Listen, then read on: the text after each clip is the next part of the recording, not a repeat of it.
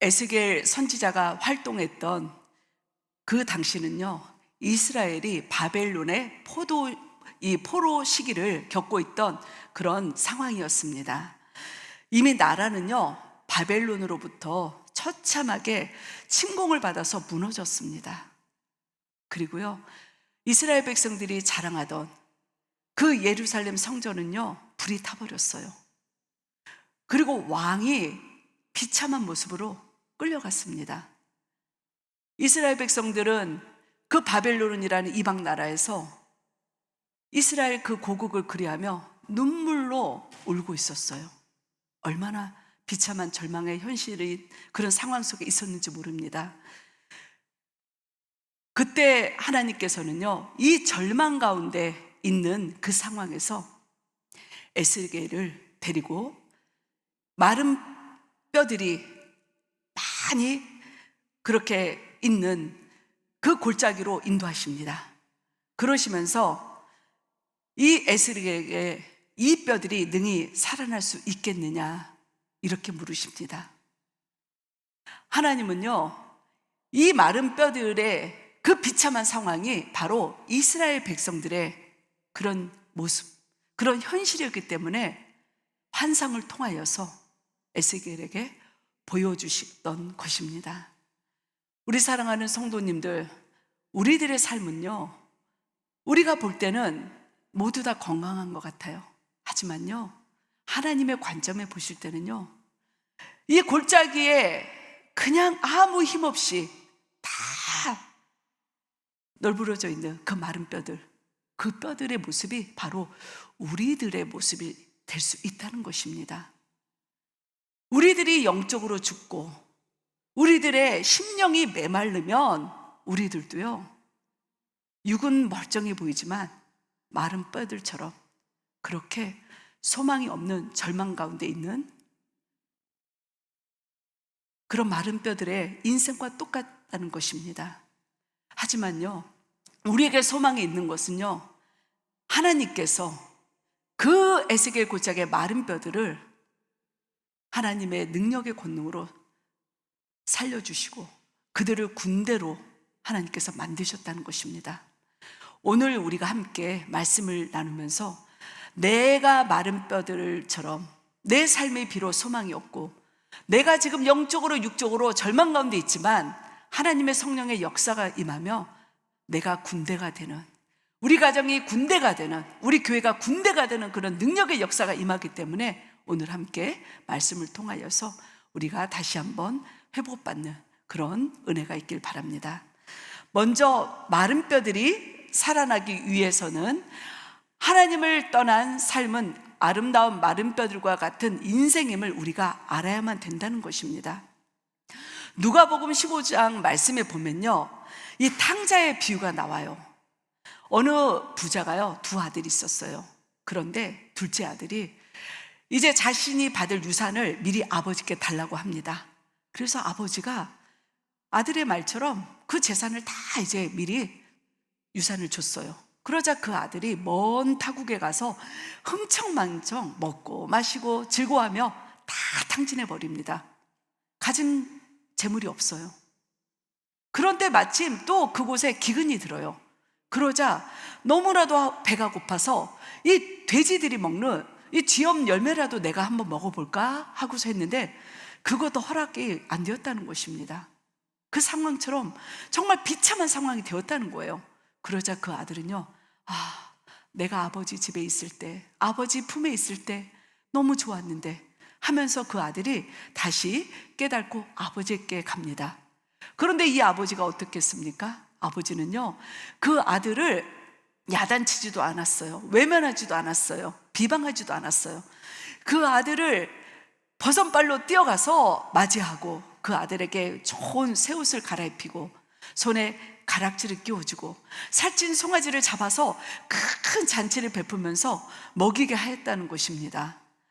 그리고 이 아버지의 이 마음이 누가복음 15장 24절에 이렇게 고백이 되고 있어요. 이 내 아들은 죽었다가 다시 살아났으며 내가 잃었다가 다시 얻었노다. 이렇게 아버지가요, 아들이 죽었다가 다시 살아났다고 고백을 했다는 거예요. 이 표현은요, 바로 우리들이 작은 아들처럼 하나님 아버지를 떠나면 우리들 또한 죽은 인생, 우리들 또한 모든 것이 다 마른 뼈들처럼 소망이 없는 그런 인생이라는 것을 여기서 비유하고 있다는 것입니다. 우리 사랑하는 성도님들, 여러분들이 하나님 아버지께 기도하지 않고 하나님 아버지를 예배하지 않는다면 우리 여러분들의 심령은요, 그 영혼들은요, 죽은 인생과 똑같다는 거, 그것을 아시길 바랍니다. 그렇기 때문에 우리들은요, 이 작은 아들처럼 육의 것을 만족하고 즐거워하는 거에 시간과 에너지를 뺏기면 안 돼요.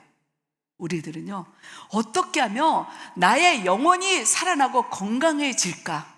어떻게 하면 내 영혼이 마르지 않고 날마다 소생할 수 있을까? 우리가 거기에 우리가 포커스를 두는 신앙생활을 가져야 된다는 것입니다. 우리 사랑하는 성도님들, 지금 여러분들의 영적인 건강은 어떤 상태입니까? 혹시라도 우리 사랑하는 성도님들이 신앙생활을 열심히 하고 있다고 하는데도 여전히 여러분들의 영혼이 메말라서 여러분들의 심령이 죽어서 지금 영적인 영양 실조에 걸려있는 그런 상황은 아닌지 한번 생각해 보기를 원합니다. 이 살이요, 이 몸에도 살과 근육이 다 빠졌잖아요. 그러면 우리는요, 이 골다공증에 걸려요. 뼈가 약해진다는 거예요. 마찬가지로 우리들의 영적인 살, 우리들의 영적인 근육이 마르잖아요. 그러면 우리는 영적인 영양 상태에 빠질 수밖에 없어요. 그러면요, 어떤 문제가 살짝 와요. 어떤 어려움이 살짝 다가와요. 그러면 금방 우리는요, 부러지고 우리는 쓰러지고 넘어지고 우리는 거기서 좌절할 수밖에 없다는 것입니다. 영적인 영양 상태에 걸리면. 그렇기 때문에 우리들은요, 계속 말씀으로 우리가 이 근육을 키워야 돼요. 기도로 살을 찌워야 돼요. 우리가 그렇게 해서 영적으로도 우리가 건강한 상태가 되었을 때 어떠한 인생의 장애물이 오고 어떠한 비바람과 풍랑이 오더라도 우리는요, 절대 쓰러지고 부러지고 넘어지지 않는다는 것입니다. 우리 사랑하는 성도님들, 여러분들 영적인 살과 근육을 키우시는데 여러분들의 모든 삶과 에너지와 열심을 다 쏟길 바랍니다. 두 번째, 마른 뼈들이 살아나기 위해서는요, 성령의 능력을 힘입어 말씀을 선포해야 된다는 것입니다. 에스겔서 37장 3절과 10절 말씀을 보면요, 하나님께서 에스겔에게 반복적으로 마른 뼈들과 생기에게 너는 말씀을 대언하라고 계속 반복적으로 말씀하고 계세요. 그리고 에스겔이 하나님의 말씀에 순종을 해서 대언을 하자 어떤 일이 일어났어요? 마른 뼈들이 살아났어요. 이 마른 뼈들이 서로 연결이 돼요. 그리고요, 이 근육들이, 이 살들이 붙고요, 피부 조각들이 생기고 힘줄이 생겨서 끝내는 군대가 되었다는 것입니다. 이것이 바로요, 이 말씀의, 이 대언하는 말씀의 능력, 성령의 능력이라는 거예요. 우리 사랑하는 성도님들, 여러분들이 잘 알고 계시듯 이 말씀의 능력은요, 상당한 거예요. 이 얼마나 말씀의 능력이 대단한지 에스겔서 37장 4절에서 이렇게 말씀하고 있어요. 너는 이 모든 뼈에게 대언하여 이기를 너희 마른 뼈들아 여호와의 말씀을 들을지어다.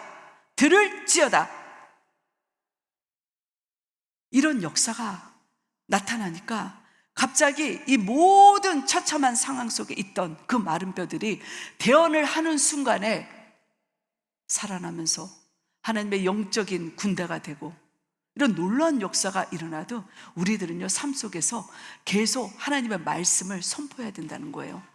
우리 사랑하는 성도님들, 여러분들이 이런 상황에 계실 때 여러분들은 얼마나 어려운 상황에 계실 때 선포하십니까? 나의 문제들은 이미 다 해결되었다. 나의 아픈 병은 떠나갔다. 나의 자녀의 문제들은 온전히 깨끗이 회복되고 내 자녀들은 예수님 앞에 돌아왔다. 우리 가정에 무너진 모든 것들은 다시 회복이 되었고 내 남편이 영적인 가정의 제사장으로 살아났다. 내 아내가 하나님의 귀한 기도의 어머니로 회복되었다. 우리가 이렇게 말씀의 회복을 하잖아요. 그러면 회복한 그대로 하나님이 역사를 하신다는 것입니다. 하나님께서는요, 에스겔에게 마른 뼈들을 보면서 가만히 어떻게 하나 하고 있으라고 하지 않았어요. 저 소망 없는 마른 뼈들을 보고 그저 속상한 마음으로 주저앉아서 가만히 포기한 상태로 있으라 하지 않으셨어요. 너는 대언하라. 너는 선포해라. 너는 성령의 능력을 입어서 너는 저 마른 뼈들을 명령하라. 그렇게 말씀을 하셨다는 것입니다. 우리 사랑하는 성도님들, 이것이 바로 하나님의 놀라운 역사예요. 하나님께서는요, 우리들이 선포하기를 원해요. 우리가 담대하게 성령의 능력으로 환경에서 가만히 주저앉아서 어떻게 하지? 나는 소망이 없어. 이렇게 넋두리만 하는 것이 아니라 여러분들이 강하고 담대하게 에스겔처럼 선포하는 것입니다. 그럴 때 하나님은 여러분들에게, 에스겔에게 역사하셨던 그 마른 뼈들이 살아나는 역사가 임한 것처럼 우리 성도님들에게도 역사하시겠다는 것입니다. 우리 사랑하는 성도님들, 예수님께서도요, 죽은 나사로를 찾아가셔서 선포하셨다는 거예요. 예수님은요, 이 사흘이 죽은 지 이 나흘이 되어서 벌써 썩어서 냄새가 나는 나사로를 찾아가셨을 때 가만히 어떻게 하지? 이러지 않으셨어요. 그 나사로를 보면서 나사로야 나오라, 나사로야 나오라 선포하셨다는 것입니다. 명령하셨다는 것입니다. 그럴 때 나사로가 이 수족이 배에 독인 채로 무덤 밖으로 나왔다는 거예요. 그게 이 선포의 능력이에요. 말씀의 능력이라는 거예요. 우리 사랑하는 성도님들, 잠언 18장 21절 말씀에도요, 죽고 사는 것이 혀의 권세에 달렸느니 분명히 말씀하고 있다는 거예요. 이 혀는요, 우리가 말하는 입술은요, 되는 대로, 우리가 선포한 대로 되는 거예요.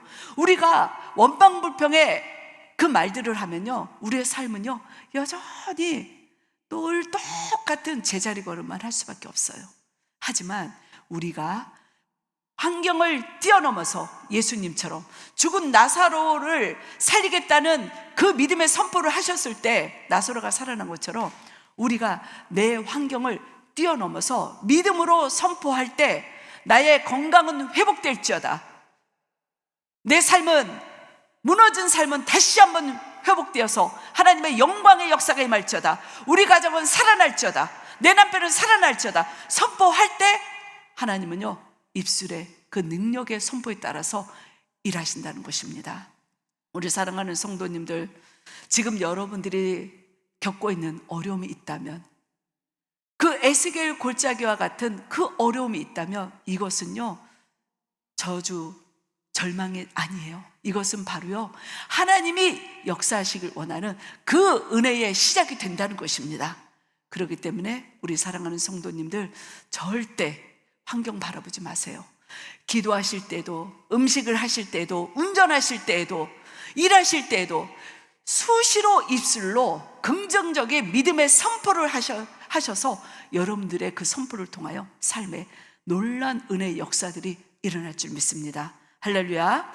마지막으로 마른 뼈들이 살아나기 위해서는 선포한 후 미리 감사로 영광을 돌려야 된다는 것입니다. 예수님께서 이 죽은 나사로를 찾아가셨을 때 이미 사람들은요, 예수님 소용없어요. 벌써 죽은 지 나흘이나 돼서요, 냄새가 나요. 그렇게 다들 말렸어요.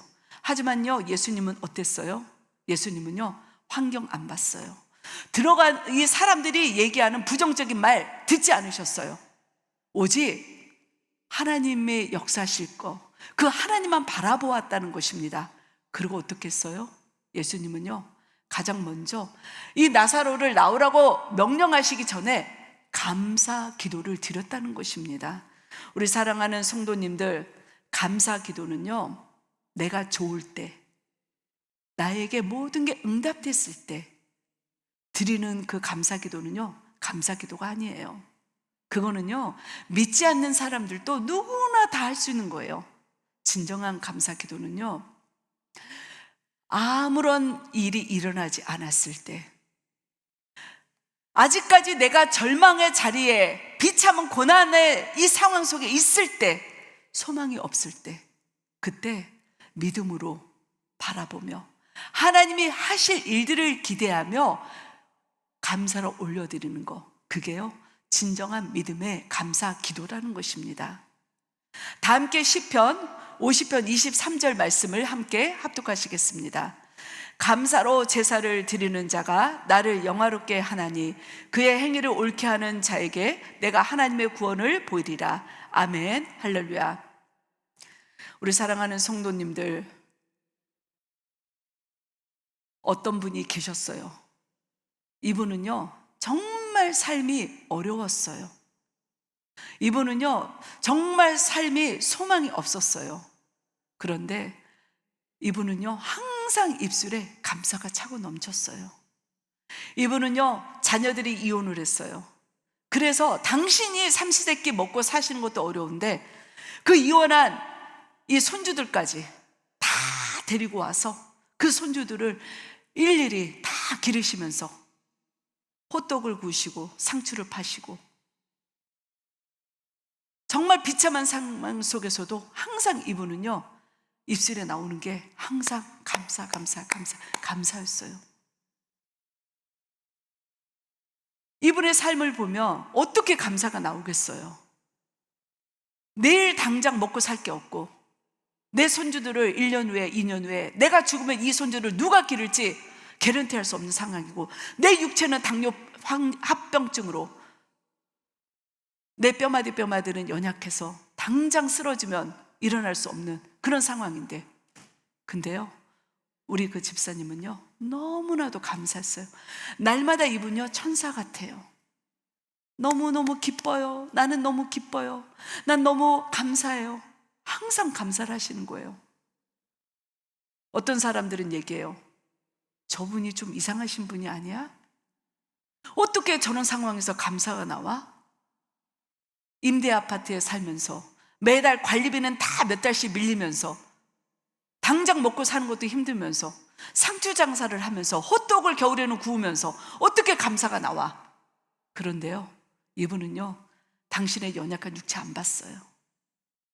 이분은요, 당장 내일 그 빌들을 보지 않았어요.